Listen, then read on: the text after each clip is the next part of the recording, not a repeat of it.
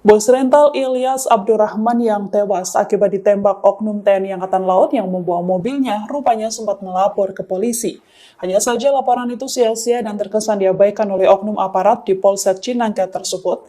Anak korban, yakni Agam, mengatakan bahwa mereka sudah datang ke kantor Polsek Cinangka dan meminta pendampingan, namun saat itu petugas justru menolak.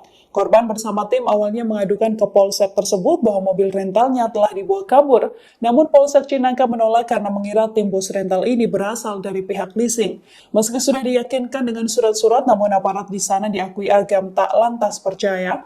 Sejak awal, korban dan timnya sudah mengatakan pada polisi bahwa mereka tak berani melakukan pengejaran karena pelaku membawa senjata api, namun tim malah disarankan untuk mengejar sendiri mobil tersebut meski dibawa pelaku yang bersenjata api. Dengan santai, ada oknum. Download Tribun X sekarang, menghadirkan lokal menjadi Indonesia.